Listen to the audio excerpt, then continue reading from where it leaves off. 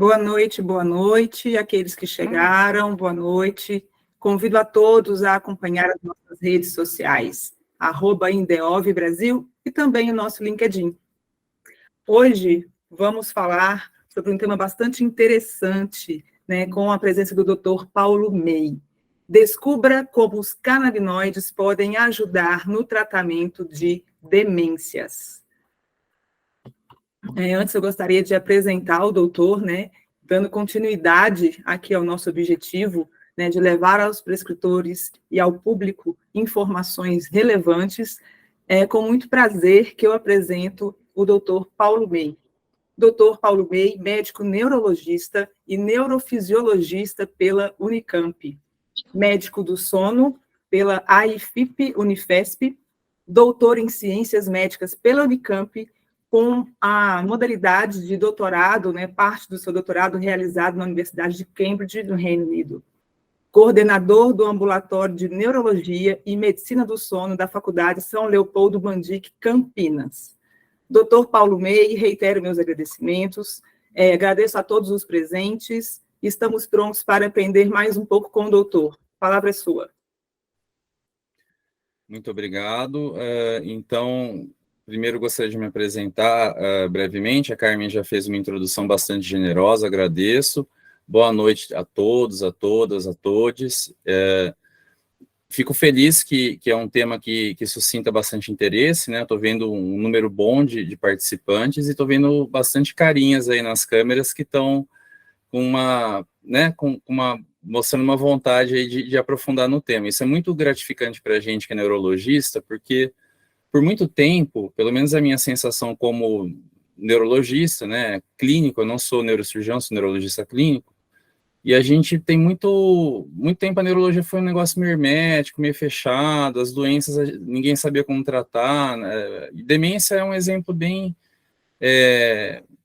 marcante disso, porque o que era um tratamento que era restrito aos neuros, né, aos psiquiatras, talvez, foi se expandindo, e hoje a gente não só não se importa de compartilhar, como a gente quer compartilhar o atendimento com a equipe multiprofissional, seja os médicos, geriatras, médicos de família, então, não só médicos, fisioterapeutas, psicólogos, dentistas, todos entram na rede de apoio ao paciente demenciado, né? Então, é muito importante essa discussão e agradeço mais uma vez aí o convite, parabenizo a Indeov pela iniciativa. Eu vou compartilhar meus slides, aí eu vou falando baseado nos slides, vou contar uns causos para vocês hoje aqui, eu vou explicar para vocês o fluxo da aula. Deixa eu só compartilhar aqui, ver se está tudo bem. Em princípio, eu acho que está indo tudo certo, né? Vou ocultar aqui o compartilhamento. Ok. Peraí, deixa eu só ver aqui. Tá. Então, pessoal,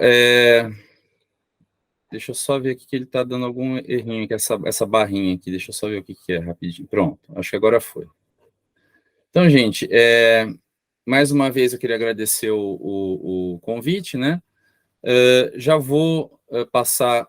acho que está aparecendo aqui essa barrinha aqui, né? Deixa eu só ver se eu consigo... Senão eu vou fazer o seguinte, eu vou pôr ela mais para baixo, assim ela não atrapalha, né? Acho que é melhor.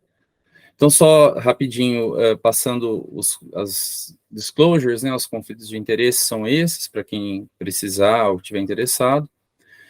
E eu quero fazer essa aula, eu quero fazer dessa aula uma conversa simples, tá? A ideia aqui não é trazer 1 quilo de artigos para a gente ficar digerindo e fazendo uma revisão sistemática, sendo que a gente já tem as revisões bastante interessantes. Então, eu vou passar um pouco da minha prática mesmo, como clínico, que eu atendo neurologia geral, apesar da minha área de concentração, pesquisa ser mais voltada aos distúrbios do sono, né, eu como neuro atendo casos de todo quanto é tipo, demência, epilepsia, cefaleia, né, e meu público é muito, na região que eu atendo, tem muitos pacientes idosos, né, idosos com transtornos cognitivos. Então, vou falar um pouquinho, em linhas gerais, sobre demências, para quem não conhece, ou mesmo para quem conhece, relembrar alguns conceitos. Vou falar o que a gente tem de evidência científica sobre os canábicos nessa área, tá? E vou apresentar no final alguns casos clínicos do meu consultório para ilustrar, tá bom? Então, é isso. Eu acho que a gente está num momento que a gente já consagrou os canábicos, né, como adjuvantes em muitos transtornos. Começou, pelo menos a neurologia começou mais evidente com o canabidiol, com a epilepsia, né, com o Epidiolex lá fora, mas hoje a gente já está expandindo para uma série de transtornos. Alguns com mais evidência mais robusta em humanos, outros menos, mas a gente está caminhando nessa trilha, a gente está crescendo, vendo grupos de pesquisa nascerem, né? Então, muito interesse, e dentre as doenças que a gente está bastante focado hoje, estão as doenças neurodegenerativas, como a demência de Alzheimer e outras demências também. Faz sentido a gente falar de demências, uma vez que vocês conhecem a pirâmide etária do Brasil, né? Todo mundo viu isso na aula de geografia. Então, quando eu estudei aí na terceira, quarta série, nem quinta série, não lembro mais, né? Mas assim, a pirâmide estava mais ou menos aqui no meio, né? Aqui é a pirâmide de 1950, aqui dos anos 80, e a projeção dos anos atuais, né? Claro que pode ter afetado um pouco por causa da pandemia, mas em linhas gerais todo mundo consegue ver que a nossa população está envelhecendo. Isso gera uma série de consequências, né? Discussão de mudança de previdência, aumento de hospitalização, aumento do custo com saúde, né? E a demência entra na história, porque é uma doença que não é exclusiva das faixas etárias mais velhas, né? Eu tenho que tomar um certo cuidado, porque eu acho que o conceito de idoso hoje é muito elástico, né? Particularmente, eu brinco com os meus pacientes, no consultório, que eu só permito a pessoa se chamar de velha se ela tiver 3 dígitos na idade, né? Então, para mim, todo mundo é novo. Mas a gente vê que há uma curva exponencial aqui da incidência. Isso aqui é uma estimativa bem conservadora dos casos de Alzheimer. Isso aqui são casos clínicos, né? Então, aqui, por exemplo, na faixa dos 60, na sétima década, né, a gente tem aí 10 em mil ou 1% de doença de Alzheimer. Quando a gente vai para a décima década, isso aumenta para 10%. Então, isso aqui é só os casos que a gente diagnostica, porque esse número pode ser muito maior, uma vez que a gente sabe que a neurodegeneração, né, seja por qualquer patologia, beta-amiloide,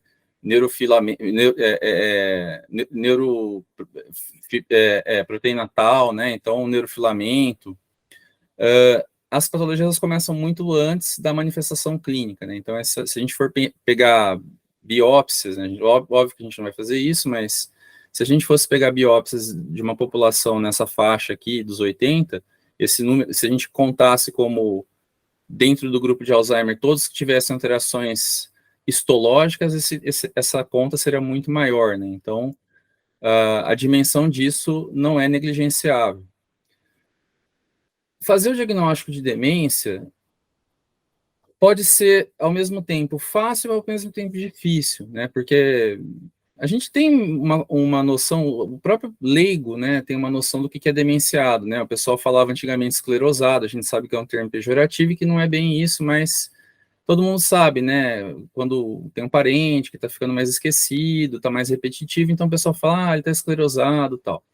Mas a gente tem critérios, né? Não é assim, eu acho que ele está demenciado. A gente tem critérios, existem diversos critérios, né? Eu trago aqui um dos critérios mais aceitos, que é o critério do DSM-5. Para quem não é da área, o DSM-5 é a classificação dos transtornos psiquiátricos, né? E a quinta versão revisada, é a mais atual. Então, quando você fala em transtorno neurocognitivo maior, né, que é um palavrão, mas na prática a gente está falando da demência per se, né? A demência, ela se instala quando a gente tem, essencialmente, né, um declínio cognitivo a partir do nível anterior. Essa palavrinha que é importante, porque nível anterior, né? Então, assim, você tem um paciente que vem no seu consultório, você faz um teste, ele não sabe escrever, não consegue fazer cálculos, mas ele não foi na escola, ele é analfabeto. Então, isso não é um declínio do que ele... Você não pode ter um declínio de algo que ele não sabia. Outra coisa é um paciente que frequentou, fez o ensino médio, fez ensino superior, né, sei lá, tem PhD e agora não consegue fazer uma conta simples, né, então é um declínio em relação ao nível anterior, isso é muito importante. Esse declínio ocorre em um ou mais domínios cognitivos, eu já vou voltar nessa expressão aqui, são 6 domínios cognitivos, né, memória e outros, então não é só a memória. Tá? Geralmente, quando a gente tem um paciente só com perda de memória isolado, a gente não tende a classificar como demência per se, mas sim como aquela famosa expressão, né? Comprometimento cognitivo leve, né? Que todo mundo já ouviu falar, CCL, né? Ou MCI em inglês. Então, a gente tem que ter um conjunto de domínios, um ou mais domínios, geralmente mais que um afetados, ou piores em relação ao nível anterior, que causam perda da independência, né? Então, o paciente conseguia sair sem ajuda, dirigir o carro, ia para o supermercado fazer uma compra. Agora ele precisa de ter um copiloto, porque se não tiver o copiloto, ele pode errar o caminho, pode bater o carro.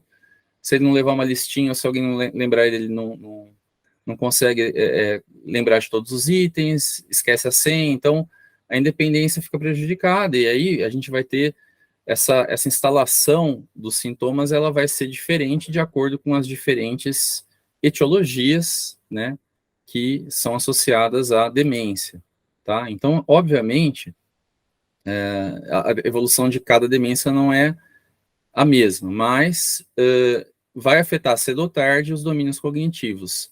Alguns vão ser afetados antes em algumas doenças e depois em outras, tá? Então, quais são os domínios cognitivos que a gente pode ter prejuízo? Então, o primeiro domínio que a gente chama é o domínio da atenção complexa, tá? Então, o paciente que tem prejuízo, né, nesse domínio, ele não consegue manter uma atenção sustentada, não consegue dividir a atenção, que a gente chama aquele famoso multitasking, né? Fica mais distraído, mais avoado, né? Então, um exemplo, né? Ele consegue fazer uma conta enquanto está usar uma planilha, enquanto está ouvindo o rádio no fundo, ele já começa a se atrapalhar, o foco dele não consegue parar em uma tarefa, fica meio disperso, né? É mais ou menos como se fosse um TDAH, só que a gente não chama assim no paciente idoso, né? Cálculos, né, que você tem que se concentrar, então tudo isso o paciente começa a levar mais tempo que o normal. Segundo domínio, função executiva, então o paciente começa a ter problemas em planejar, decidir, tomar decisões. Então, tudo que a gente vai fazer, eu tô dando uma aula para vocês, então eu estou planejando toda hora na minha cabeça, eu tenho que passar um slide, eu tenho que clicar com o botão, eu tenho que falar quando aparecer uma imagem, isso é um planejamento, né? Ou uma coisa simples, vai fazer um bolo, tem que pegar o ovo, tem que pegar a farinha. Então, esses projetos complexos, que a gente tem que ter um passo a passo, começam a ficar mais atrapalhados, tá? Aprendizagem e memória, eu acho que é o mais óbvio para todos, né? Então, paciente que, geralmente, na maioria dos casos, a memória vai se perdendo da mais recente para a mais antiga, né? Todo mundo fala isso, né? Ele não consegue guardar um recado, mas lembra de tudo quando ele era pequeno, né? Isso tem um porquê de ser, porque realmente a memória mais recente, ela acaba sendo a primeira a ser prejudicada. Então, o paciente fica repetitivo. Se você der uma listinha de nomes para falar, a gente faz o Mini-Mental, né, que é um teste de rastreio, muita gente conhece, a gente fala para o paciente guardar 3 nomes, e pede para ele repetir dali uns 30 segundos, 1 minuto, ele já não lembra, né? Repetitivo, pergunta se já almoçou de novo, acabou de almoçar, pergunta, mas eu já almocei, ou ele quer almoçar, não lembra, né? Seguindo, a gente tem um domínio que é a linguagem é uma função complexa que usa múltiplas áreas, né? Então você tem várias áreas, uma área para você entender o som da palavra, outra área para você associar o som a um objeto, outra área para você associar esse objeto que você ouviu ou que você leu, que são áreas diferentes para ler e para ouvir, né? E você associa isso com memórias que você teve na sua infância, então você, sei lá, você vê uma bola, aí você lembra que você gostava de jogar futebol, né? Então, e a linguagem, como um todo, vai ficando empobrecida. O paciente começa a ter dificuldades de se expressar, então ele pode ficar pobre em fluência, em nomeação, então fluência fica mais truncada a conversa, ele não consegue ter um discurso coeso, né, meio atabalhoado, ou nomeação, ele começa a esquecer nomes das coisas, né, então ele começa a apontar, pega isso daqui para mim, o que, pai? A chave? Isso? Não, fecha aquilo lá para mim, fecha isso daí, ele aponta, esse negócio aí, a janela, pai? Isso, né? Então essa coisa vai ficando cada vez mais patente, né? O paciente pode começar a repetir palavras, né? Então você fala para ele, vamos lá para casa, o paciente ouve você falar casa, ele repete casa, né, que a gente chama de ecolalia, começa a ter uns discursos automáticos, né, falar expressões idiomáticas, ai Jesus, Nossa Senhora, etc.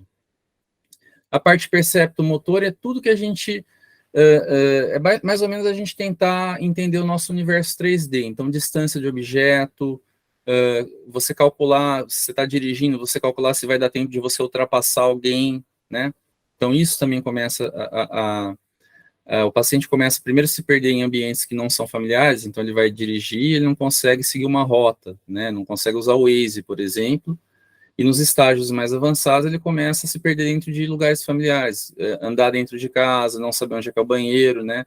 Tem um filme famoso, não sei se vocês viram, que chama Pra Sempre Alice, que a personagem, ela se perde, né, e ela não acha o banheiro, ela faz xixi na roupa, e ela fica extremamente encabulada com isso, incomodada, né?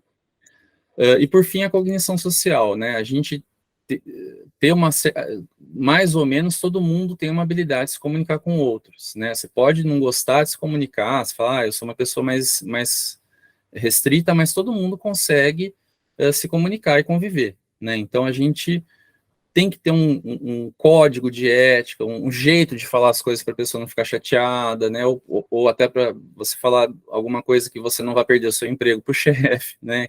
Então, essa capacidade de tato social vai se perdendo, tá? Eu trouxe essa tabela de propósito, né? Que você olha essa tabela, você já fica meio doido aqui, né? Eu não quero que vocês decorem essa tabela, até porque isso tem em artigos, né? Mas só para vocês entenderem o seguinte, que essa é a parte que começa a ficar difícil, o diagnóstico de demência, se você não se atentar às pistas do quebra-cabeça, tá? Então, tudo que tiver de informação, a gente tem que aproveitar para tentar juntar as peças e tentar adivinhar melhor possível. Essa palavra é adequada, né? Porque em 90% das vezes a gente não vai ter um marcador, uma biópsia, né? Então você vai adivinhar, ou você vai chegar no melhor diagnóstico de demência, o diagnóstico etiológico, de acordo com as pistas, tá? Então, alguns exemplos, né? Doença de Alzheimer, geralmente começa, o paciente, primeira queixa é a queixa de memória, o domínio da memória, né? Então, por exemplo, o paciente que começa desde cara, assim, nos primeiros sintomas, já com quadro alucinatório, vendo coisas, não é um quadro típico de Alzheimer, né? É um quadro típico, por exemplo, de uma outra demência que a gente chama de demência de Corpus de Levy, que é uma variante, há controvérsias, mas ela tem a mesma fisiopatologia do Parkinson, né? Que é uma sinucleinopatia. O Alzheimer é uma doença de beta-amiloide, né? O grupo das demências frontotemporais, demência frontotemporal, a variante não fluente, né? Ou a variante semântica, que você começa a ficar com um discurso pobre, ou mais o discurso, mais a nomeação, ou mais o comportamento. São três doenças que compartilham a mesma fisiopatologia. Então, a forma como se instala, o que vem primeiro, né? Isso é importante. Eventualmente, você pode fazer alguns estudos genéticos, em alguns casos, a maioria você não vai fazer, né? Não cabe. E, eventualmente, aspectos de imagem também, porque embora a imagem não seja, assim, não existe essa história da gente falar assim, eu fiz ressonância e não deu Alzheimer, né? Isso é meio que uma falácia, porque a ressonância ela não é específica, ela pode mostrar alterações muito sugestivas, mas você vai ter que casar a informação clínica, tá? Essa é uma estatística. Então, assim, por que a gente fala só de Alzheimer e não fala das outras? Né? Por que a gente, toda hora que vai falar de demência, o primeiro exemplo que qualquer um cita é Alzheimer, quando muito, uma demência vascular, porque são as mais frequentes. Né? Então, Aqui é a casuística americana, né, de 2011 a 2013, 21 milhões de CIDs do sistema Medicare americano, né? Então, aqui, esse primeiro gráfico que eu só trouxe para vocês para ver que ilustrar como que o diagnóstico de demência não é fácil, tá? Olha só, metade dos CIDs de diagnóstico lá nos Estados Unidos não fecharam diagnóstico para qual tipo de demência, mas se você excluir essa metade aqui, o que sobra, a grande maioria é Alzheimer, ou uma combinação de Alzheimer com vascular, e correndo aí como azarão, corpos de Levy, quer dizer, Alzheimer predomina, né, seguido de demência vascular. Demência vascular, para quem não sabe, é aquela doença que você vai tendo... Existem vários tipos de demência vascular, mas o que a gente mais vê é aquela variante subcortical, que a gente chamava antigamente de demência de Binswanger, tá? Eu vou mostrar uma imagem daqui a pouco, vai ficar mais claro, tá? Trouxe também dados britânicos, né? Mas vocês veem que é a mesma coisa, quer dizer, Alzheimer predomina, seguido de demência vascular na Inglaterra, né? Já interessante que metade dos pacientes, quando entram no sistema de saúde com diagnóstico, eles já não estão mais numa forma moderada, uma forma leve, eles estão indo para a forma moderada e severa, quer dizer, olha quanto que a gente perdeu aqui de pessoas que a gente poderia dar uma qualidade de vida melhor, mesmo sabendo ser uma doença degenerativa, né? Por que tem mais mulheres no diagnóstico? Porque as mulheres têm uma sobrevida maior em geral, tá? Então, a faixa etária, a gente sabe que a expectativa de vida na maioria dos países é maior nas mulheres, é simplesmente por isso, tá? Claro, você pode pensar em fatores de risco, mas depois da menopausa, né, os fatores de risco masculinos e femininos são muito parecidos, inclusive para demências. Então, é só por isso essa predominância, tá? Como eu estava falando para vocês, imagem, né? Então, a gente pede imagem, geralmente, para ajudar, né? É muito comum eu ver paciente que fez uma tomografia, tá? Claro, na realidade brasileira, a tomografia pode ajudar, mas ela não tem nem comparação com a imagem de ressonância. Então, para demência, via de regra, o que a gente usa é ressonância magnética, né? Aqui alguns padrões, né? E volto a dizer, isso aqui são padrões sugestivos, mas se o paciente tiver toda essa atrofia aqui, nesse caso de Alzheimer, e o cognitivo dele estiver bom, eu não posso fechar só pela imagem, entende? Então, a imagem é um auxiliar, não é o principal ditador de conduta. E algumas demências, né, aqui no próprio Alzheimer, a gente vê a região, por exemplo, dos hipocampos, né, que é a memória recente bem atrofiada, tá? Dependendo da demência, a gente pode ver algumas coisas interessantes. Por exemplo, aqui na variante da afasia não fluente, né, você vê uma atrofia mais frontoparietal esquerda, tá? Enquanto que na variante semântica, uma atrofia muito mais temporal aqui esquerda do que do resto, né? Aqui do lado, era justamente o que eu estava falando anteriormente para vocês, a demência de Binswanger, ou demência subcortical vascular. Então, o paciente vai tendo, aos poucos, comprometimento circulatório, e a substância branca, ela é muito mais suscetível a dano isquêmico crônico do que a substância cinzenta. A substância branca vai adoecendo, então você vai perdendo. A substância branca, ela faz conexões entre áreas diferentes, então a gente vai perdendo essa capacidade de conexão, tá? Outro aliado que a gente usa de vez em quando, eu confesso que eu nem sempre peço, porque é o que eu falei, assim, só faz sentido você pedir quando for auxiliar no diagnóstico. Se for atrapalhar, melhor não pedir, né? Então, se você tem uma síndrome típica de Alzheimer, a ressonância já mostrou que não tem doença vascular, não tem nenhum outro padrão atípico na ressonância, né? Precisa pedir, por exemplo, o PET-CT, SPECT? Geralmente não, tá? Só para lembrar, o PET-CT, que a gente usa no Brasil, ou o SPECT também, né? O SPECT é mais disponível, né? Ele é mais barato, ele é mais... Como o radiofármaco que a gente usa no SPECT, ele é mais estável, né? A gente consegue usar ele por mais tempo. Então, mais cidades têm acesso ao SPECT do que o PET, tá? Mas o PET, que geralmente é feito com glicose marcada, ele mostra áreas de hipometabolismo. Então, aqui, por exemplo, no Alzheimer, um hipometabolismo temporal importante, né? Na demência de corpos de Levy aqui mais um hipometabolismo frontoparietal, tá? Existem técnicas avançadas que estão chegando no Brasil. Essa aqui é uma imagem de marcador de beta-amiloide. Então, aqui, nesse caso, a gente usa glicose. Glicose é um marcador inespecífico, né? Agora, marcador de beta-amiloide, né? Específico para Alzheimer, mas não é a realidade na maioria do país. Tem um outro hospital que faz, né? Por fim, né, no arsenal que a gente usa, também para o Alzheimer especificamente, a gente pode pedir o líquor. Então, o líquor, ele pode vir com o que a gente chama de padrão de assinatura do Alzheimer, tá? O líquor de um paciente com Alzheimer, ele geralmente vai ter um aumento do beta-amiloide e uma redução da tal e tal fosforilado, tá?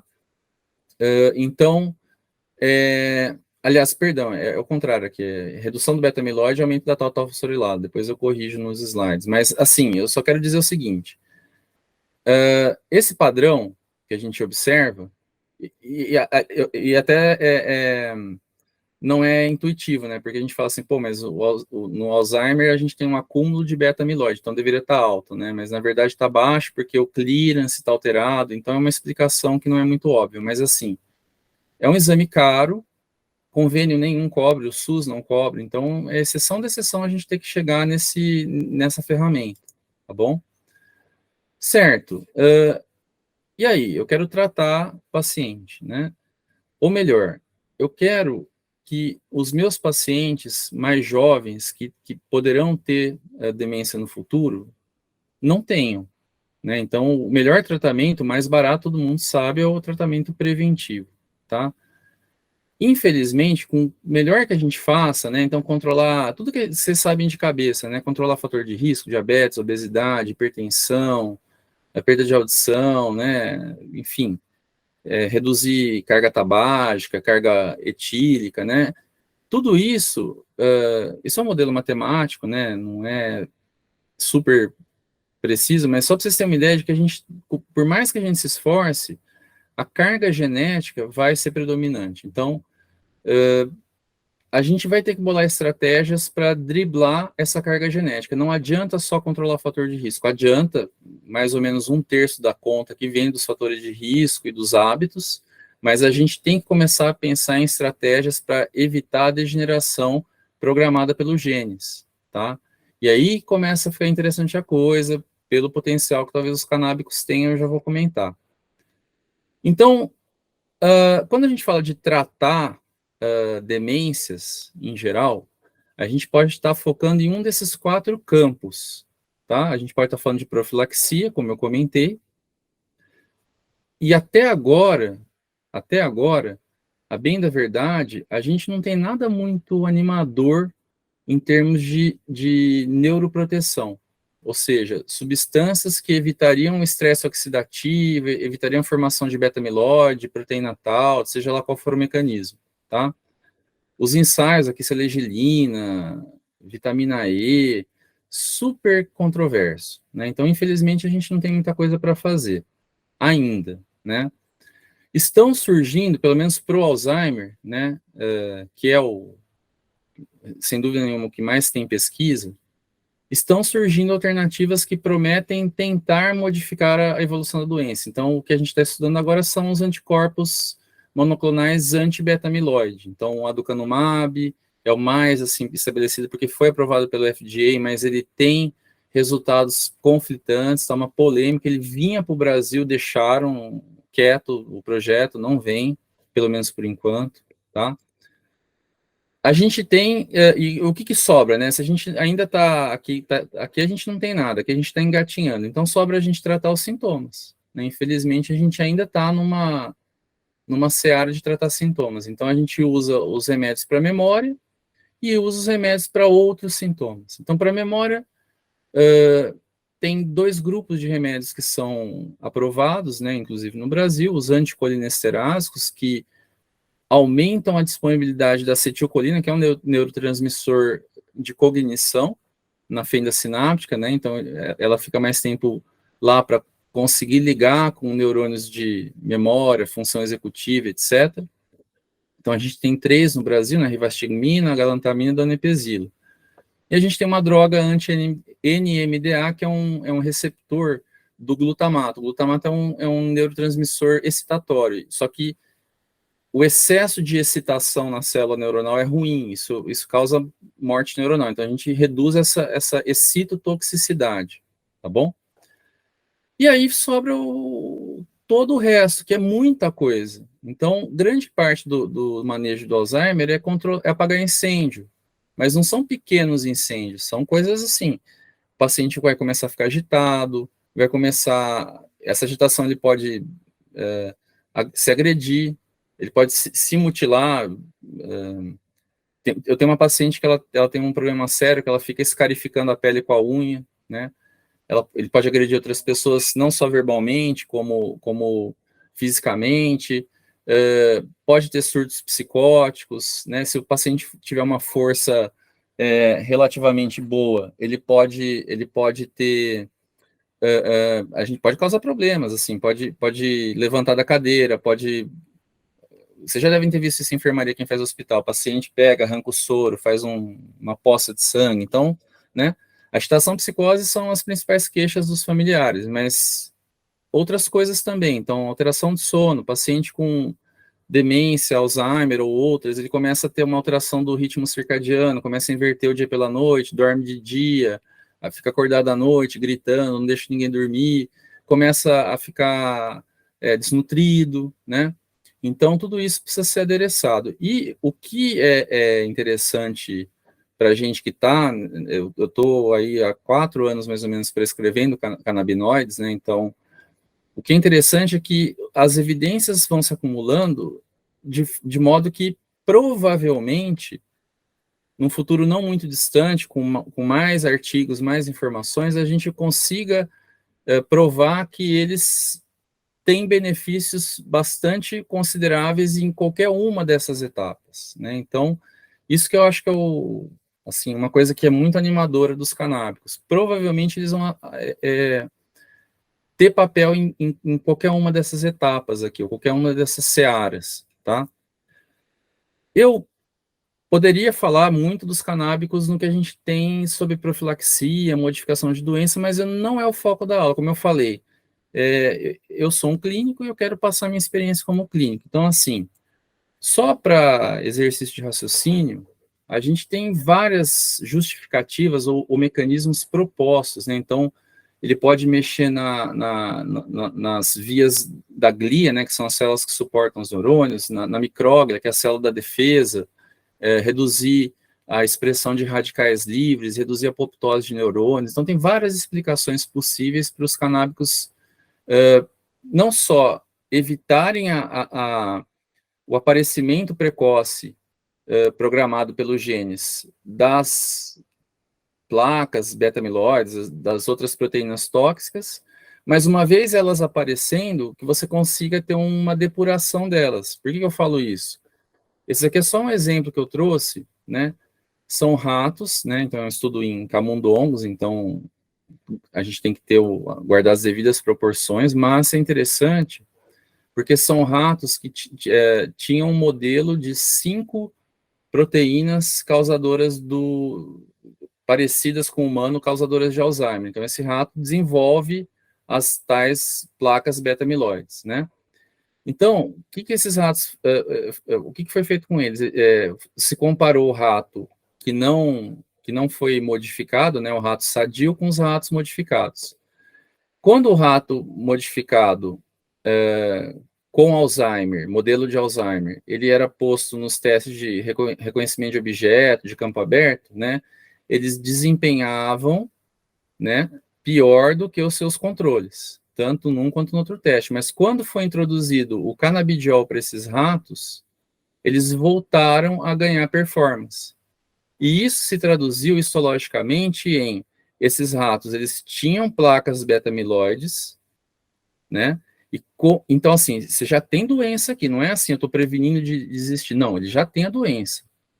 Depois que esse rato recebeu o canabidiol, houve redução das placas. Então, por isso que eu falo, a gente está logo, não sei, né? A ciência não caminha com a velocidade que a gente gostaria, mas eu acho que não vai demorar muito para a gente começar a ter protocolos de neuroproteção com canábicos, tá? Vamos aguardar.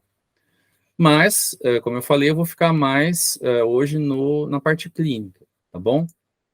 Então, na verdade, eu vou falar de evidências mais clínicas, né? Que eu acho que é o que muita gente quer saber.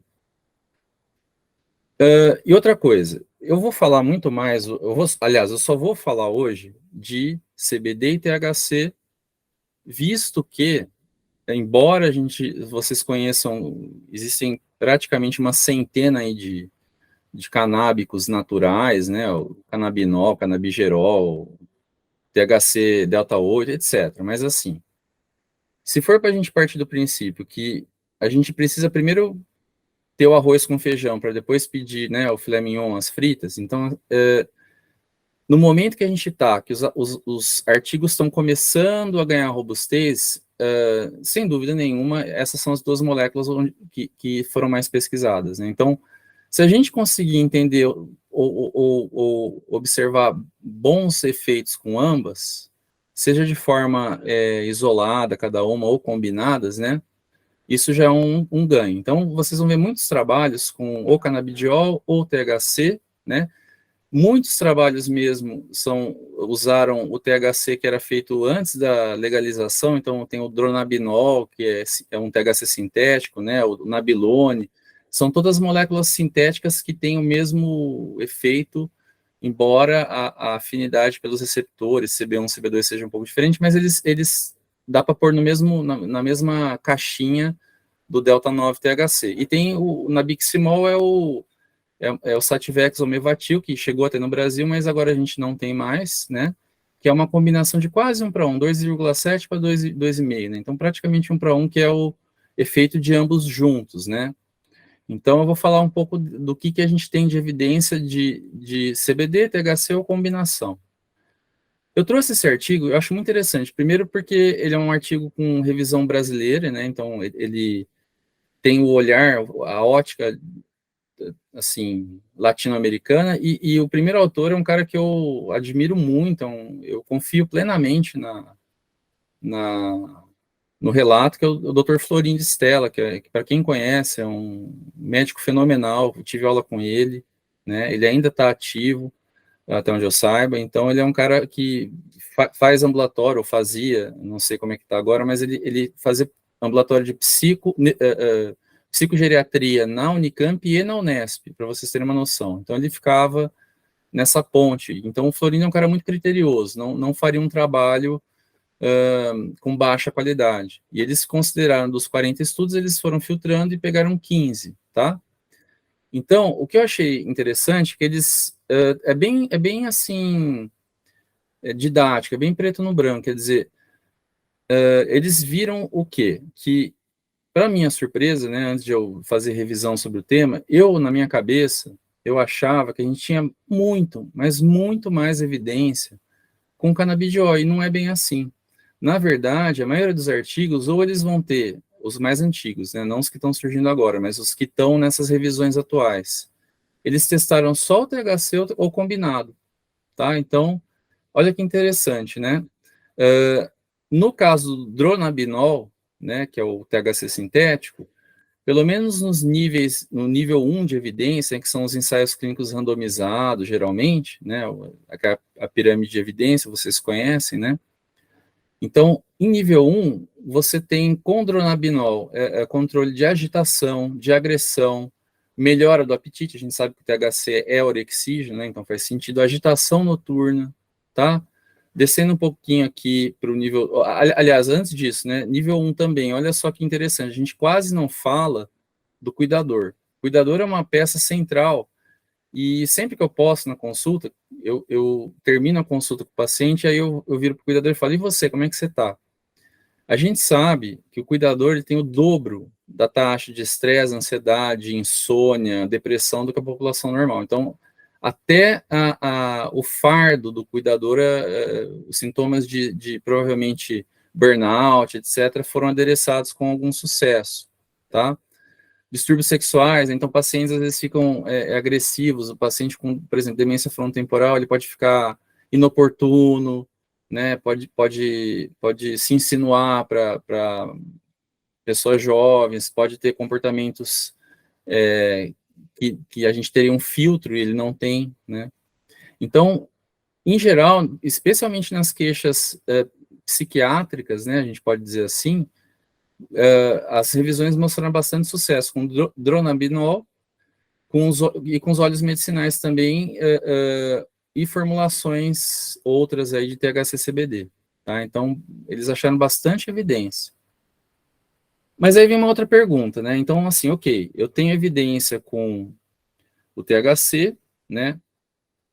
E ele está falando do THC, isso vale para o CBD também, mas o THC a gente sabe que a gente sempre tem mais cuidado de entrar, porque é uma molécula psicotrópica, né? Então ela vai provocar, dependendo da dose, um efeito psicotrópico não desejado, o que o CBD não causa. Mas, via de regra, tanto um quanto o outro, eles estão associados a efeitos colaterais, vocês conhecem, né? Então, por exemplo, CBD, tem paciente que não tolera porque começa tontura, náusea, né? Ou o THC, se você subir muito a dose, né, ele tem uma curva em U invertida, né, então ele tem uma dose ótima. Muito pouco é ruim e muito também é ruim, né, então ele começa, se você tiver com uma dose adequada, ele tem um efeito até sedativo, mas se você começar a aumentar, o paciente fica, pelo contrário, ele fica agitado, né, ele é ativador. Então, existem N efeitos colaterais. Qual que é a nossa preocupação? A gente está lidando, em geral, com um público de idade, né, então a gente tem que considerar a polifarmácia, né? Idosos, todo mundo que trabalha com população geriátrica sabe que a gente tem que tomar cuidado até para prescrever um AS, né? Que dirá a paciente que vem com uma listinha de 20 remédios que ele usa. E a gente sabe que muitas vezes, se a gente entrar com os derivados canábicos, a gente vai ter que pensar em ajuste de dose, tá? Só para vocês terem uma ideia, como tanto o CBD quanto o THC tem um metabolismo hepático bastante intenso, e eles na maioria das vezes, eles inibem citocromos da família P450, eles podem aumentar o nível sérico de outras drogas que deixam de ser metabolizadas tão rapidamente. Então, só um exemplo, varfarina, quem usa varfarina, né, o Marevan, geralmente você tem que fazer uma redução de 30% de dose, quando você entra com cannabis, e aí vai, né? Então, a gente tem que... Então, a pergunta é, ok, eu posso, talvez com THC, com CBD, ter um controle dos sintomas que a família está queixando, né, podem ajudar no tratamento. Mas é seguro? Opa, desculpa, acho que eu voltei. É seguro? Né? Então, esse estudo aqui é bem interessante. Primeiro que você bate o olho aqui nos fatores assim de possível viés, né? E você vê que a maioria dos estudos não tem fatores, assim, quase não tem fatores de viés aqui consideráveis. Então, é um estudo que pegou estudos assim, é uma revisão, na verdade, sistemática e meta-análise que pegou estudos bastante robustos pelo grupo do King's College de Londres, né? Um grupo que é referência no estudo de demências. Eles têm banco de cérebro, enfim, né? Eles estudam isso há muito tempo. E eles estudaram, deixa eu voltar aqui, os canabinoides em adultos acima de 50 anos, que é a faixa que a gente está querendo tratar na maioria dos casos, né? Então, olha que interessante. Mesma coisa que o Dr. Florindo notou. Eles conseguiram incluir 46 estudos, sendo que 30 eram só com THC, de novo. THC, até agora, tem muito mais informação do que a gente poderia pensar pelo senso comum, né? Então, 30 só com THC, 26 com combinação e só 4 com CBD. Mas assim, se com THC mostrar que é seguro, com CBD vai ser também. Esse é o raciocínio. Então, aqui é a meta-análise, né? São os forest plots, né? A gente pega os estudos e plota aqui para a gente ver se ele tem ou não tem significância favorecendo o uso ou não uso da substância. Então, quando ele foi avaliar aqui eventos adversos sérios, desculpa, perdão, só desligar aqui o telefone, perdão, gente, eu acabei esquecendo de desligar ele aqui, já vou cuidar disso. Pronto. Então, acho que agora... Só um minutinho, gente, desculpa, eu Algum erro aqui do meu computador. Só um minutinho que eu vou desligar aqui. Peço perdão. Só um minutinho. Só mandar uma mensagem aqui para a pessoa não me ligar.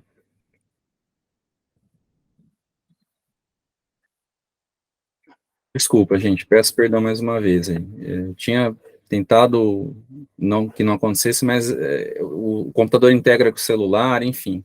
Eu também não sou a melhor pessoa de tecnologia. Então, vamos lá. Eventos adversos, tá?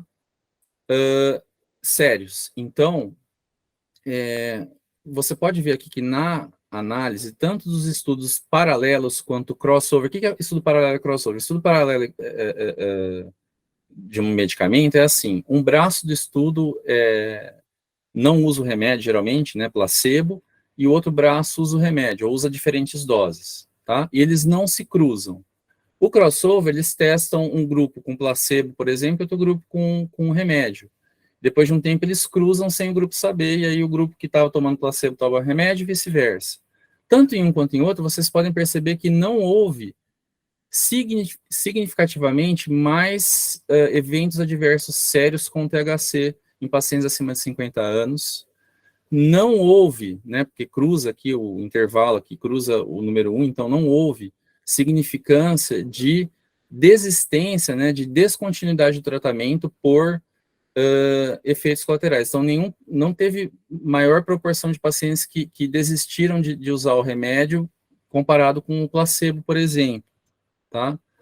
Mortes, né, que é o pior evento possível, né? Então, mais uma vez, THC extremamente seguro, tanto em estudos paralelos quanto crossover, tá? E aí tem no finalzinho aqui o CBD, né? Nenhuma surpresa também, caindo dentro da margem de segurança. Então, isso deixa a gente bastante tranquilo, tá? Esse outro estudo aqui, suíço, é interessante porque é um dos poucos que eu achei que tem, assim, mais palpável a dose que eles usaram. Então, eles usaram em 10 mulheres com demência e comportamentos psiquiátricos severos, tá? Assim, estavam bastante atrapalhando a vivência dos pacientes, né? Então, eles começaram com doses maiores do que a maioria dos outros estudos, especialmente para THC, porque THC é aquela coisa, a gente fica mais com medo pelos efeitos psicotrópicos, mas eles foram aumentando até 9 miligramas de THC em 8 semanas e 18, né? Então, só para uma simples comparação, se você estivesse usando um frasco com 2.000 miligramas de CBD, estaria dando mais ou menos 0,25 ml de CBD, e se você tivesse, por exemplo, usando um gummy, né, estaria dando praticamente um gummy inteiro de THC para o paciente, e essa combinação nesse estudo não foi perigosa para os pacientes, melhorou os problemas comportamentais, a rigidez e o cuidado diário, tá? Então, assim, o que eu queria? Trazer um panorama geral, deixar vocês tranquilos em relação à segurança do uso, né? Mas entender que a gente ainda está construindo evidência, então o uso vai ser muito baseado na experiência de cada um. Então eu vou compartilhar com vocês, para terminar, 4 casos, e eu vou falar o que eu fiz, depois se vocês quiserem opinar, falar, eu faria diferente, acho que isso enriquece o debate, tá? As fotos não são dos pacientes, são fotos que eu tirei de fotos sem livre licença, né, não são fotos com direitos autorais, então tirei da internet, não reparem nas fotos, mas é só para ilustrar. Primeira paciente minha, uma paciente de 84 anos, que ela veio em novembro de 21, primeira consulta comigo, e ela já tinha o diagnóstico de demência de Alzheimer, tá? Até então, os sintomas eram leves, segundo os familiares, mas nos últimos meses estava piorando a agitação, ela gritava, se machucava, né? E, sobretudo, ao pôr do sol, para quem trata bastante esses pacientes, sabe, né, que o pôr do sol é um momento crítico, que a gente chama de efeito crepuscular, ou sundowning, né? Então, o paciente ele piora muito nessa hora do dia, tá? E por vezes também com dificuldade de iniciar o sono. O que eu fiz? Aliás, ela estava em uso de pantoprazol, só e 3 gotinhas de clonazepam à noite, tá? Ela já, e pior, ela tinha usado escitalopram, antidepressivo, tinha usado a memantina, que é o remédio para memória, o anti-NMDA sem resposta, e quando foi tentado o anticolinesterásico, tanto a rivastigmina quanto a donepezila, ela tinha tido descontinuidade por diarreia. Então, é um paciente que estava usando os tratamentos preconizados, mas que não tolerou, né? Então, a gente começa a pensar fora da caixa para esse paciente, né? Então, ele tinha marcha lentificada. O que eu fiz para ela? Eu entrei na época com o CBD isolado, tá? 20 miligramas por ml. Eu dei meio ml no entardecer, tá? Então, meio ml, 10 miligramas. E dei algumas gotinhas de melatonina. 5 gotas de melatonina à noite é praticamente 1 miligrama de melatonina. E pedi uma ressonância que eu não tinha imagem dessa paciente, tá? Então, em fevereiro, a filha me contou que após essas modificações, ela melhorou muito a agressividade e melhorou o sono, tá? Provavelmente também pelo efeito da melatonina, de acertar o ritmo circadiano. A ressonância não tinha comprometimento de substância branca, ou seja, eu estava lidando provavelmente com Alzheimer mesmo, e não com uma demência mista vascular, né? E nem dilatação ventricular, pensando numa outra patologia que chama hidrocefalia de pressão normal, não vem muito ao caso agora. Mantive a conduta, tá? Julho do ano passado, a filha fala que ela começou a, de novo, piorar no quesito agitação e sono. E isso é esperado, porque vocês sabem que o canabidiol e o THC, eles têm um efeito de tolerância muito importante, né? Então, tolerância é quando a gente usa uma dose, o corpo, é o que o pessoal leigo fala que o corpo acostuma, né? Então, na verdade, a gente começa a ter uma regulação de receptores centrais e esses receptores se adaptam àquela realidade e o paciente para de responder. Então, é normal, quando a gente entra com cannabis, que a gente tenha que fazer um aumento depois de um tempo, tá? Isso é muito normal, tá? Então, sempre se atentar a isso, né? Então, o que eu pensei? Bom, ela deve estar desenvolvendo intolerância, aumentei para aumento gradual até 1,5 ml, e eu dei 2 doses, eu dei às meio da tarde aí, para o efeito do entardecer, e pensando num componente de agitação à noite, também para ajudar na insônia, também dei 1 ml à noite. Então, foi aí de 10, foi aumentando até 30 e 30, né, 60 miligramas, que é um aumento progressivo, tá? Em outubro, a filha voltou falando que, mesma coisa, voltou a melhorar um tempo, só que depois, mesma coisa, tolerância voltou a piorar. Então, mais uma vez, só que daí eu troquei para o de 50 miligramas, da mesma marca, né? E adicionei um antipsicótico de terceira geração, que é o aripiprazol, que ele tem menos efeito sedativo, né? Então, eu não queria que ela ficasse sedada à tarde, especialmente, né?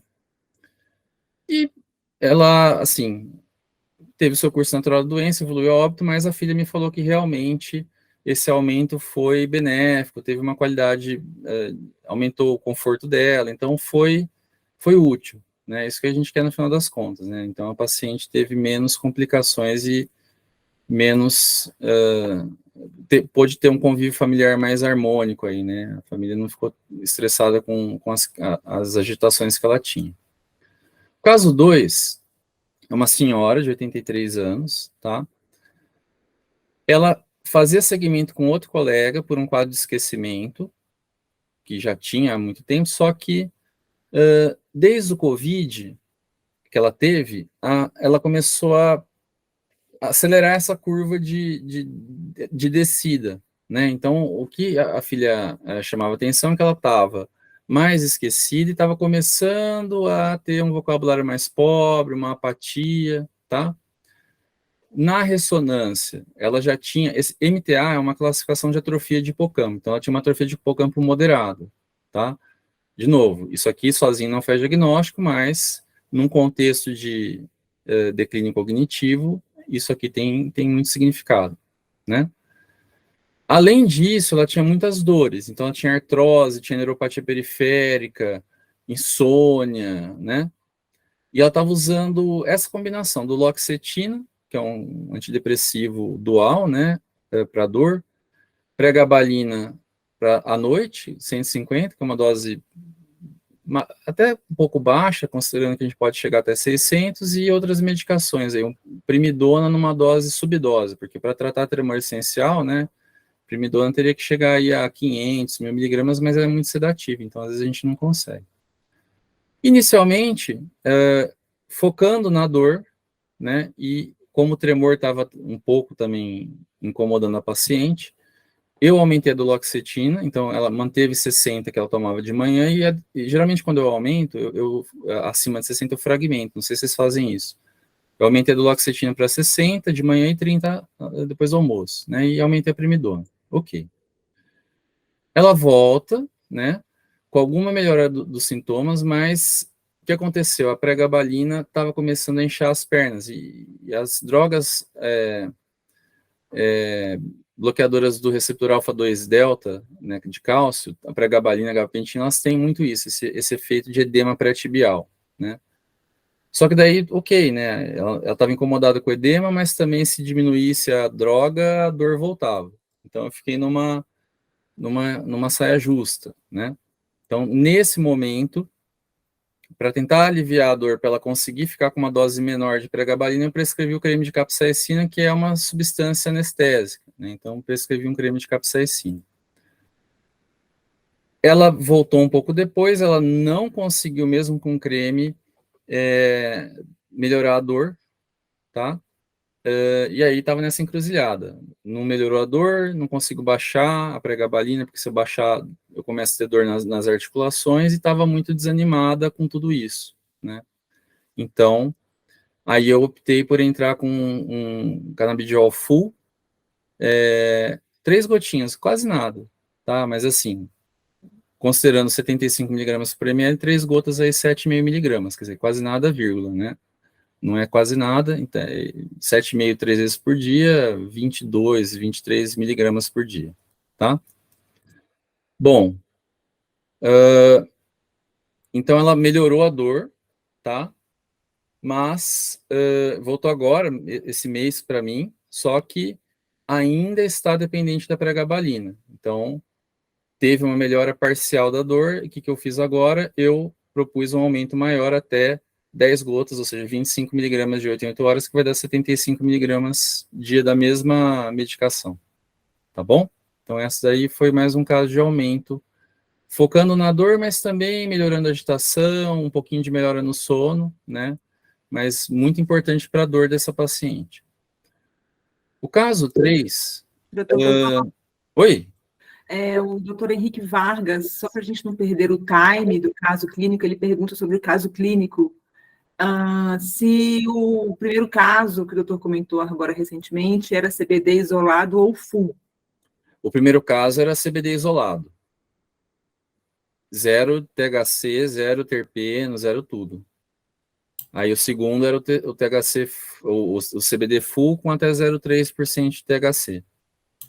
Essa decisão, o doutor, como foi essa decisão para o doutor? De trabalhar como isolado, trabalhar como full? Só para a gente extrapolar. Não, é uma boa pergunta. Assim, por muito tempo, né, no começo, a gente tinha poucas opções. Então, eu acabei trabalhando muito tempo com o que tinha, né, que era... Aqui a gente conseguiu obter o da Abrace, depois chegou o da prática, o isolado, né? Então, assim, foram surgindo opções, né? Demorou um pouco mais no meu consultório para começar a chegar a formulações full de fácil acesso. Então, quando eu queria prescrever lá atrás, nos primórdios, né? Eu queria prescrever THC, eu acabava prescrevendo THC separado no frasquinho do CBD, mas... em alguns casos eu tenho essa intenção de você, quando você prescreve o full, né, dá a impressão assim, é só 0,3% de THC, mas só 0,3%, dependendo da concentração, não é pouca coisa. Então, considerando aí que você viu aí no estudo aí britânico, né, 5, 6, 7 miligramas de THC já fazem um baita efeito, dependendo da formulação full, você tem um pouquinho do THC também. Como essa paciente, por exemplo, essa paciente agora com dor, né? Não é o foco da aula hoje, mas dor. A gente sabe que a maioria dos trabalhos, né, tem uma revisão muito bonita da Cochrane sobre dor. A maioria dos trabalhos tem melhor efeito combinando THC com CBD. Então, nessa paciente, eu entrei com full, pensando especificamente no THC ajudar tanto para dor, quanto eventualmente por ter um efeito ativador aí, talvez no desânimo. Não sei se eu fui claro ou se ficou... Foi sim, pelo que, né, o doutor falou, o doutor entendeu a complexidade e os outros cofatores ali do caso. Isso, é aquela coisa, paciente complexo, você tem que pensar assim, bom, quais os sintomas que eu vou conseguir tratar, né, e qual a melhor estratégia, né? Eu quero até aproveitar, doutor, a oportunidade, claro. Essa doutora Ana que deixou ali uma mensagem, depois eu vou falar, doutora Ana, só um segundo, mas para pegar o gancho na pergunta do doutor Henrique Vargas, que ele também traz, quando o doutor comentou do primeiro dos slides anteriores sobre a agressividade do paciente, ele perguntou, talvez seria aí que entrariam canabinoides como CBD, CBG, né, o canabigerol, ou as formulações ácidas como THCA. Então, se o doutor puder discorrer um pouco sobre esse... A minha conduta quanto a esses outros canábicos tem sido um pouco conservadora, mas é uma conduta minha. Eu parto do princípio que eu estou ainda aprendendo a lidar com o arroz e feijão. Então, assim, eu já estou tendo muitos benefícios com o CBD e com THC, mesmo sem entrar com CBG, CBN, canabicromeno. Então, assim, eu não acho que tem uma resposta certa ou errada, né? Eu opto geralmente tenho optado no meu consultório geralmente por prestigiar mais essas duas moléculas, porque, pelo menos na minha área, elas estão sendo mais pesquisadas, né? Então, é por isso. Mas, assim, existem os relatos de gente tendo efeitos interessantes com outros derivados. E a gente tem que ficar atento a isso, sim. É importante. Perfeito, doutor. Caso 3, eu vou trazer para vocês, porque é só para fazer um contraponto do que eu falei até agora, né? Então, um senhor de 80 anos, tá? Com diagnóstico de Parkinson. Ah, mas você está falando de demência? O que tem a ver o Parkinson? Bom, o Parkinson, ele é uma doença que evolui com demência, tá? Então, mais cedo ou mais tarde, geralmente, o parkinsoniano, ele vai começar a ter sintomas cognitivos, né? E, de fato, esse paciente já estava tendo dificuldade cognitiva e alucinações. Lembra que eu falei? Demência de corpus de Levy, que é uma variante do Parkinson, né? A diferença do corpus de Levy para a demência do Parkinson é simplesmente matemática. Corpus de Levy, a gente fala que é corpus de Levy quando o paciente tem sintomas de Parkinson e desenvolve demência no primeiro ano do Parkinson, tá? Não desenvolvendo no primeiro ano, a gente fala que é demência de Parkinson, mas assim, é um espectro da mesma coisa. Então, alucinações visuais, muito típico de pacientes parkinsonianos e insônia. Quando eu comecei a conversar, eu comecei a ter dificuldade para tirar a história, porque assim, o paciente usava Prolopa. Aí eu pergunto para a filha assim, tá bom, qual que é a Prolopa que ele usa? Porque quem trata Parkinson sabe que existem 5, 6 tipos de Prolopa. Tem a normal, tem a BD, tem a dispersível, tem a DU, tem HBS, tá? Ah, não sei qual que ele toma. Ele toma, e outra coisa também, quando a gente trata a Parkinson, né, a Prolopa, ela não pode ser dada próximo de alimento, né? Então, ele tá tomando afastagem de alimento? Ah, não. Né? Então, assim, tratamento meio irregular, uma dose alta de benzodiazepínico, assim, benzodiazepínico, a gente tem evitado prescrever para paciente demenciado, salvo em algumas situações, porque ele piora a cognição, né? Então, se já tem um paciente com cognição ruim, o benzo ele vai piorar mais ainda. Então, não é a melhor conduta, geralmente, o Rivotril, o diazepam, etc. Frontal, né? Ele estava usando antidepressivo, né? O escitalopram, o Reconter, quetiapina, que a filha não sabia o horário que tomava, né? Remédio para aumentar apetite, vitamina, etc. Ele tinha usado já a rasagelina, que é um inibidor de MAO, que é um remédio usado para Parkinson, mas parou porque tem isso, né? Quando você aumenta a disponibilidade de dopamina, às vezes você piora o quadro alucinatório do paciente, tá? E aí tinha uma série de outras medicações que a filha também não sabia. E ela veio já focada na consulta. Eu falei assim, eu quero que meu pai use canábicos, né? Eu falei, por que você quer que use canábicos? Ah, não, porque vai reverter o quadro demencial, porque vai melhorar a parte motora, né? Então, assim, volta aqueles slides que eu falei, assim, tem potencial de reversão? Tem, né? Melhora motora. Até agora, os maiores estudos não mostraram melhora motora no Parkinson. Então, Paulo, assim, isso é controverso, né? A gente abre uma chave, mas não é o Parkinson, não é o tema hoje. Mas, assim, eu não acredito muito, até agora, na melhora motora com canábicos. Melhora outras coisas. Então, assim, a alucinação poderia melhorar com canábicos, sono, tá? Só que a filha estava com uma expectativa muito voltada para a reversão do quadro. E com uma história muito bagunçada. Então, o que eu fiz nesse caso? Eu falei, olha, pode ser que até você tenha algum efeito com seu pai, mas assim, a gente precisa estudar melhor a história dele, né? Talvez tenha passos aí que a gente possa fazer de enxugar um pouco a medicação, tipo esse Rivotril, por exemplo, né? Então, nesse paciente, é um exemplo que eu trouxe para explicar para vocês que esse paciente eu consegui explicar para a filha e convencer ela a gente fazer uma segunda consulta com mais informações para a gente ir explicando para ela que talvez a gente pudesse reajustar as expectativas. Então, eu não entrei de cara e ele ainda não voltou. Eu prescrevi só uma melatonina à noite para tentar ajustar o ritmo circadiano e tentar reduzir o Rivotril a médio e longo prazo, tá?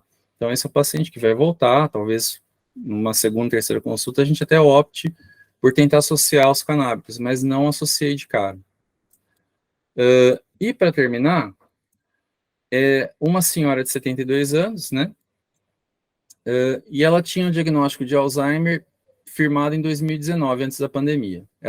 Ela já veio para mim usando esse combo, né? Então, citalopram, quetiapina, Neosine, que é um antipsicótico também que daqueles antigos, né? Que bloqueia a dopamina, causa parkinsonismo, a gente não usa mais, não se usa mais.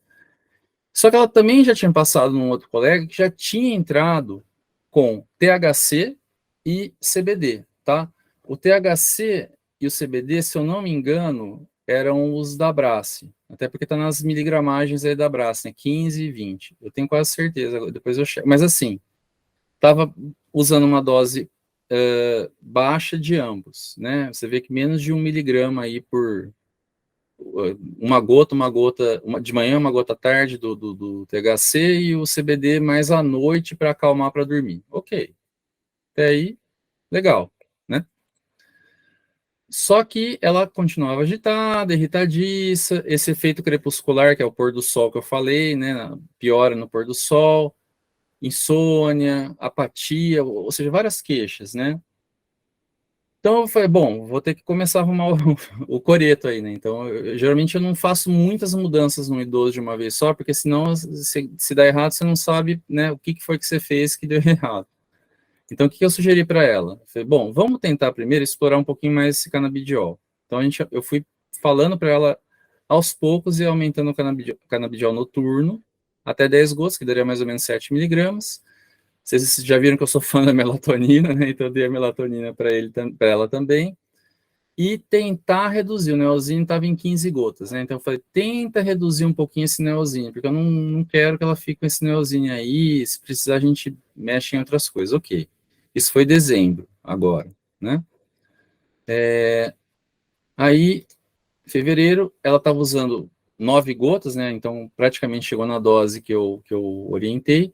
E ela conseguiu reduzir o Neosine de 15 para 13 gotas. Tá? Melhorou a agitação, mas ainda com dificuldade do sono, efeito crepuscular. E um detalhe, as alucinações visuais era uma queixa que estava cada vez mais... Tipo, ela estava vendo coisa, etc. Né? O psiquiatra tinha aumentado o citalopram, mas a apatia também não houve melhora. Falei, bom, vamos tentar aumentar um pouquinho mais. Então, eu aumentei o CBD para 20 gotas à noite, mantive a sugestão de reduzir o neozinho dentro do possível, aumentei a melatonina e aumentei o THC, que não tinha aumentado antes, né? Solicitei, inclusive, um marcador para Alzheimer, porque a história dela não está tão típica, né? É uma paciente com 72 anos, então muito jovem para estar nesse patamar né, uma demência já moderada, né? Eu pedi os marcadores para ela, por ser uma história um pouquinho atípica, não saiu ainda, tá? De qualquer forma, março, ela estava melhor da agitação e do sono, mas cada vez pior das alucinações visuais, tá? E mais confusa, desorientada durante o dia. Praticamente não conseguiu reduzir, reduziu de 13 para 12 gotas do Neosine, tá? E aí, nesse caso, eu pensei, bom, talvez, essa piora das alucinações visuais possa ter sido causada pelo THC, tá? Então, de novo, né, uma droga psicotrópica, pode causar alucinações ou piorar num paciente que já tem. Então, nesse momento eu falei, bom, agora vamos experimentar ficar sem o THC. Então, eu estou aguardando o retorno para ver se isso vai dar alguma melhora ou não, tá bom? Então, essa era só exemplos de casos, né? Eu vou só já aproveitar, porque só faltam 2 slides para acabar a minha apresentação, porque daí já fica mais livre para a gente debater, tá? Então, assim, o que eu queria trazer com essa aula, né? O potencial dos canábicos é enorme. A gente tem que pensar neles como potenciais promotores de efeitos em todas as etapas: prevenção, redução de estresse oxidativo, de proteínas tóxicas, tá? Então, ele tem um potencial muito grande que a gente precisa ainda explorar, só que a gente ainda não tem protocolo. Então, a gente precisa testar, né? Então, o que é importante a gente saber o CBD, o THC são isolados ou combinados, são os que mais foram testados, né? E pelo fato de eles ter um perfil de segurança razoável, como os estudos mostram, né? Eu acho que não custa conversar com a família, né? Que eles possam ser adjuvantes no tratamento. Eu não acho que, na minha opinião, tem que parar de usar as medicações tradicionais para os quadros indicados, mas, dependendo do estágio, do tipo de demência, inclusive, por exemplo, demência frontotemporal, demência do Parkinson, as medicações anticolinesterásicos, NMDA, não são tão eficazes assim, não tem eficácia comprovada. Então, nesse caso, você não tem nenhuma medicação para melhorar a parte cognitiva. Então, assim, tudo isso precisa ser ponderado, e eu acho que é uma conversa com a família, explicar que ponto que a gente está do processo, né, o que a gente já sabe, o que a gente acha que pode acontecer, e explorar. Eu sempre tento entrar com doses baixas, né, naquele princípio lá, start low, go slow, né, então comece baixo, aumente devagar, especialmente o THC pelo efeito psicotrópico, tá? Eu acho que é isso, assim, a gente vai daqui provavelmente 1 ano, daqui 2 anos, daqui 5 anos, a gente vai ter muito mais evidências, né? E só, assim, eu queria terminar com essa fotinho que eu gosto, porque eu continuo, eu geralmente falo isso para as famílias, né, que a família começa a se queixar para mim do pai, da mãe, porque não sei o quê, porque ele faz birra, porque não sei o quê, porque ele não quer dormir, tá. Aí eu pergunto para ele, para o cuidador, eu falo, você já viu aquele filme do Benjamin Button, né? Não sei se vocês já viram. Então, eu acho que essa foto é bonitinha, porque ela traduz muito isso, as pontas são parecidas, né? Então, e aí eu falo para o paciente, eu falo, olha, aliás, o paciente fala para mim, né? Fala assim, pô, mas parece criança. Eu falo, não, parece não, é praticamente uma criança, só que é a questão da natureza. Ele te criou quando criança e agora cuidou de você, agora cabe a você cuidar dele como uma criança, né? Então, acho que a gente tem que manter esse pensamento aí, cuidar dos nossos bebês de 80, 90 anos com muito carinho, tá? Gente, com isso eu queria agradecer, peço mais uma vez desculpa aí pela intromissão aí inesperada aí do meio da aula, mas eu acho que eu consegui passar a mensagem. Eu vou parar o compartilhamento e fico à disposição aí para os colegas.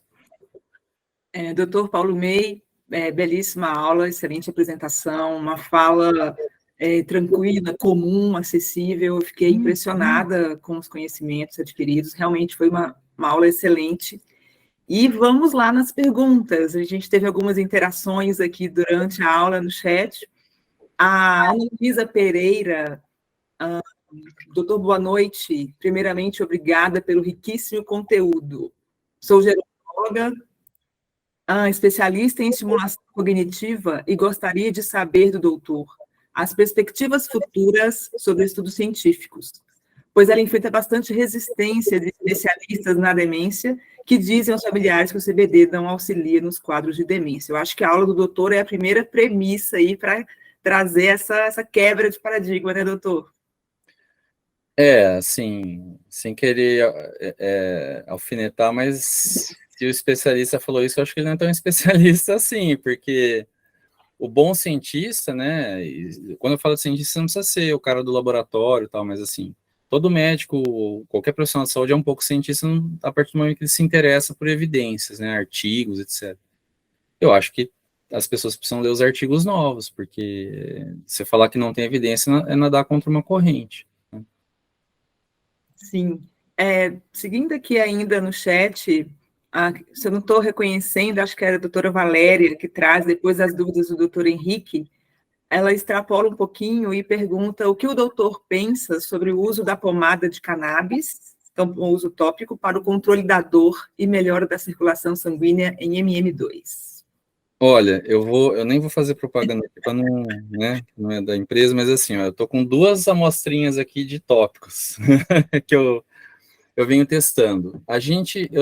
Eu faço parte de um grupo de discussão, né, aqui em Campinas, que a gente tem feito reuniões, né, e coincidentemente, reunião passada, o Dr. Maurílio Braguion, que é fisioterapeuta, que é do meu grupo, ele apresentou, acho que 3, 4, não lembro, casos dele de uso de tópico.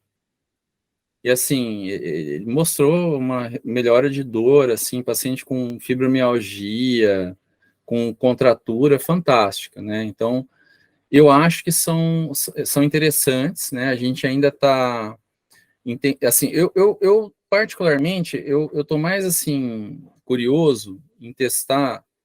Claro, não tem um certo e errado, mas eu estou curioso em testar os tópicos com menos combinação de outras coisas. Então, assim, eu quero testar praticamente o canabidiol e ou THC ou CBG sem, por exemplo, mentol, cânfora, porque eu quero ver se, assim, qual que é o efeito sozinho deles, tá? Como relato anedótico, eu tenho muita dor às vezes no pescoço aqui, eu já usei as 2 marcas, né? E eu achei que ajudou um pouquinho, eu posso estar sugestionado, mas eu sou entusiasta dos tópicos, sim, a gente tem que estudar. Estamos pensando em bolar um protocolo aí de estudo mais amplo, aí com alguns produtos aqui em Campinas, para a gente ter alguns dados para apresentar depois. Sim, sim.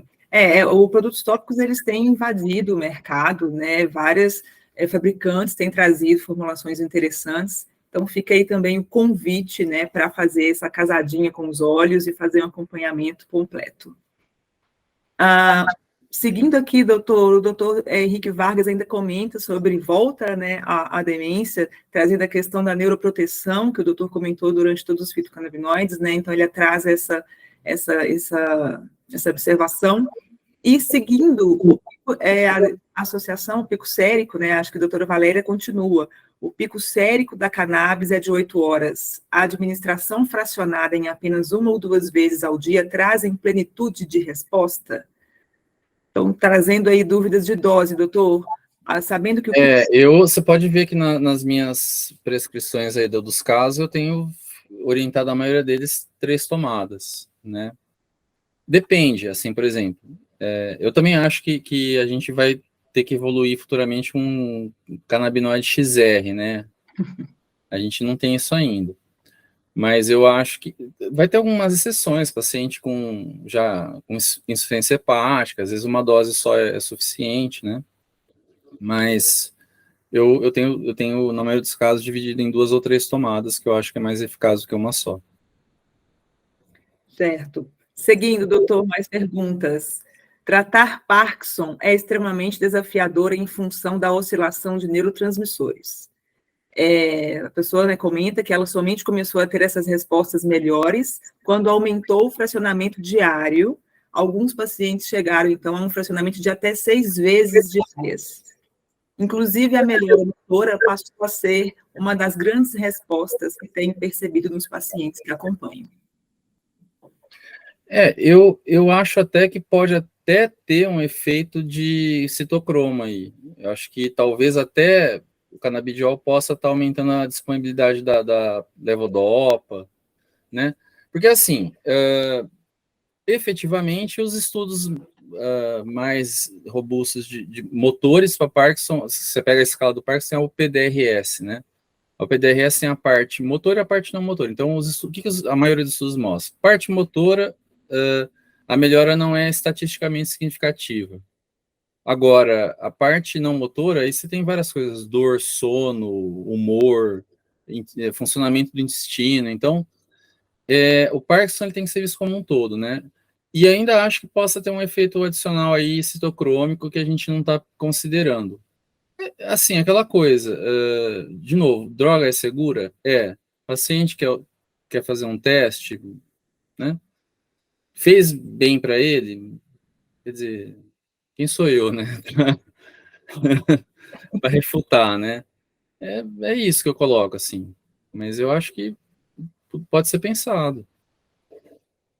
Sim. Doutor Úrsula Lopes, excelente aula. Ana Luísa concorda com as considerações do doutor sobre o questionamento.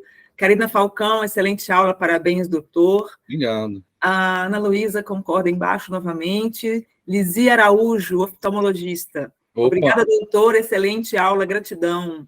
Venho me atualizando, conhecendo. Até perguntar, assim, a gente está tendo colírio, porque lá nos Estados Unidos começou com colírio, né, para glaucoma, não foi?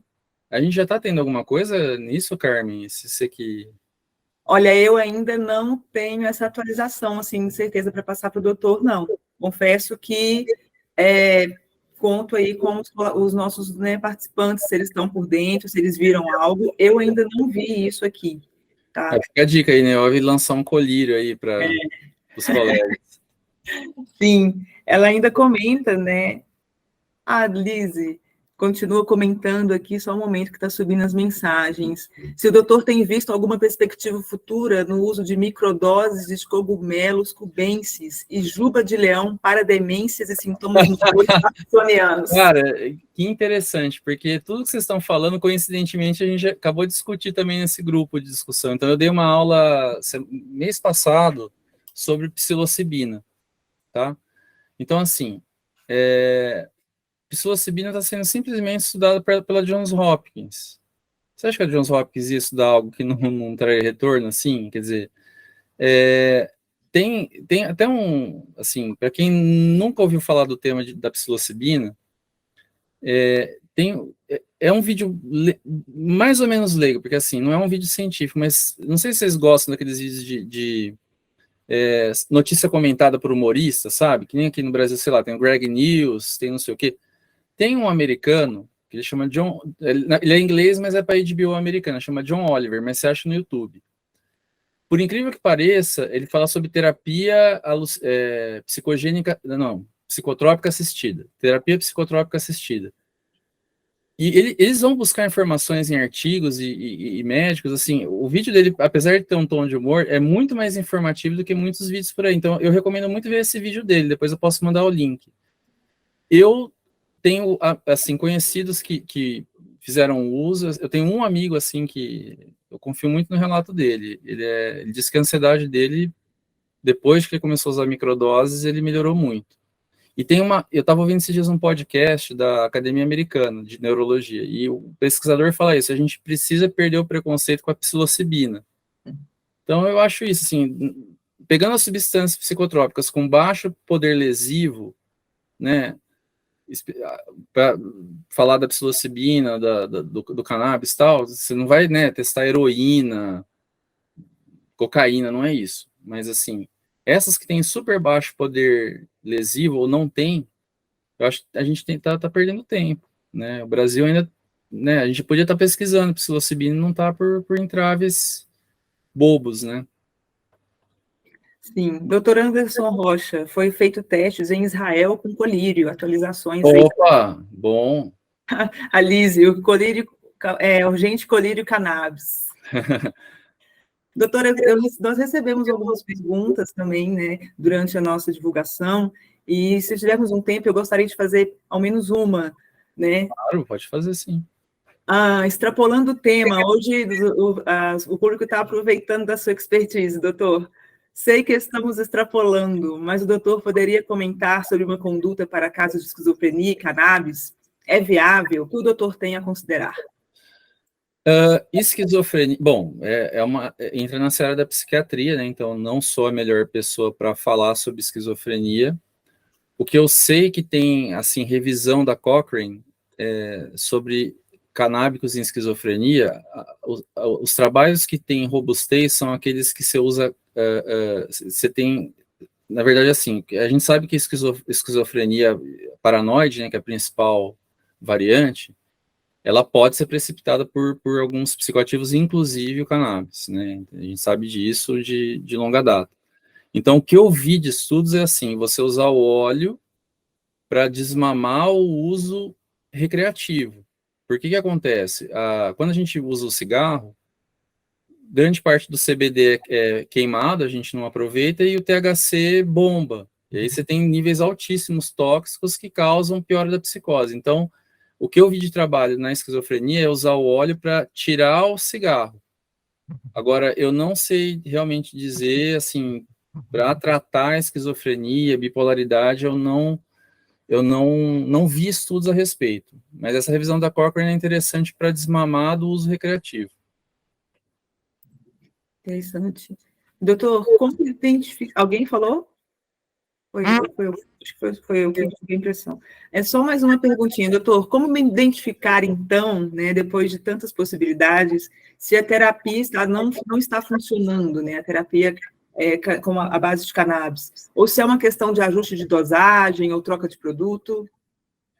É questão, geralmente, de tolerância. Você vai começar com dose baixa, né? Às vezes eu até me pergunto, porque assim, né, uma gotinha, duas faz efeito, será que é placebo? Não sei o quê, mas assim, o comportamento normal dos canábicos é esse, o paciente vai ter uma melhora, essa melhora não é sustentada, aí você vai ter que subir, aí você vai ter que subir, então assim, devagarzinho. Chega um momento que você atinge um patamar que você não precisa mais subir, porque assim, você já ajustou o máximo aí de receptores que você tinha, então é normal essa curva de subida. O que você tem que atentar é para efeitos colaterais, né? Canábicos, assim, canabidiol, gritantemente, para mim, o que eu mais vejo é vertigem, tontura e náusea. Então, assim, canabidiol, começou a subir demais, o paciente começa a nausear. Aí você volta um pouco, tenta... Então, assim, e THC mesma coisa, né? Então, assim, THC começou a ter um comportamento que nem de barato mesmo, aí você tem que, né? Mas assim, é normal essa subidinha escalonada devagarzinho. É a frase que eu falei: start low, go slow. Mas tem que subir. Se você não subir, você vai falar, não funcionou. Não. Você tem que subir para atingir o limiar. Doutor, a última interação da doutora Lise. Obrigada, doutor Paulo, gentileza compartilhar o link. Tem um paciente com Parkinson, a família aceitou a microdose e vem apresentando melhora dos sintomas motores. Boa noite. Microdose do canabidiol, né, doutora Lise? Canabidiol, tá.